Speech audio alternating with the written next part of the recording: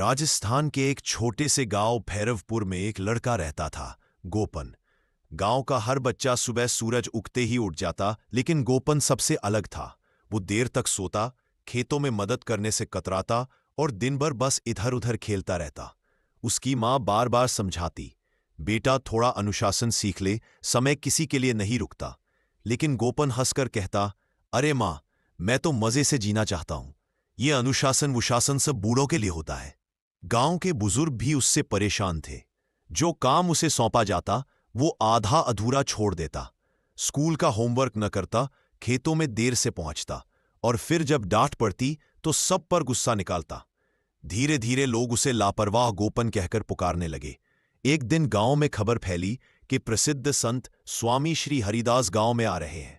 कहा जाता था कि वे जिस व्यक्ति को आशीर्वाद देते उसका जीवन बदल जाता। गोपन की मां ने कहा, बेटा चलो संत जी के दर्शन कर लो, शायद तुम्हें भी सही रास्ता मिल जाए। गोपन बोला, संत वो तो बस बातें करते हैं, असली काम तो हमें ही करना होता है। स्वामी हरिदास बड़े शांत भाव से लोगों को संबोधित कर रहे थे। उन्होंने कहा, संसार में दो ही शक्तियां होती हैं, एक जो हमें तोड़ती है और एक जो हमें बनाती है। अनुशासन वही शक्ति है जो हमें बनाती है। गोपन ने हंसते हुए धीरे से अपने दोस्त से कहा, अगर अनुशासन इतना बड़ा जादू होता तो सारे साधु करोड़पति होते। स्वामी हरिदास ने उसकी बात सुन ली। वे मुस्कुराए और बोले, बेटा क्या तुम्हें विश्वास नहीं कि अनुशासन इंसान को बदल सकता है? गोपन बोला, नहीं महाराज, मैं तो मानता हूं कि किस्मत ही सब कुछ है। स्वामी ने कहा, ठीक है तो चलो तुम्हारी परीक्षा लेते हैं।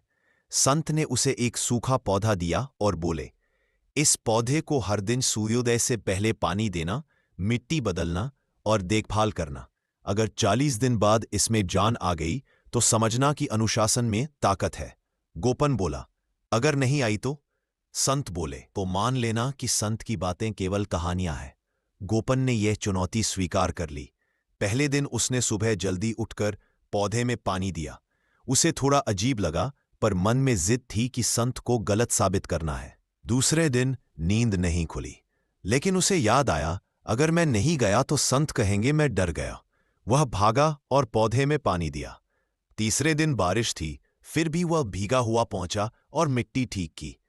धीरे धीरे यह उसका रोज का काम बन गया। सुबह सूरज उगने से पहले उठना, पौधे की देखभाल करना और फिर खेत जाना। 20 दिन बीत गए, पौधे में कोई हरियाली नहीं आई। गोपन झुंझलाया, यह तो व्यर्थ काम है। पर तभी मां बोली, बेटा देखो तो सही, अब तू रोज जल्दी उठता है, काम पर समय से जाता है और रात को ठीक समय पर सोता है। तू खुद तो बदल गया है। गोपन कुछ सोचने लगा, क्या सच में अनुशासन ने मुझे बदला है? 40वें दिन जब वह पौधे के पास पहुंचा तो उसकी आंखें फटी रह गईं। पौधे की टहनी पर छोटे छोटे हरे पत्ते निकल आए थे। वह भागता हुआ स्वामी हरिदास के पास पहुंचा और बोला, महाराज पौधा जिंदा हो गया। संत मुस्कुराए, नहीं बेटा, पौधा नहीं, तुम्हारा जीवन जिंदा हुआ है। गोपन ने समझा नहीं, कैसे?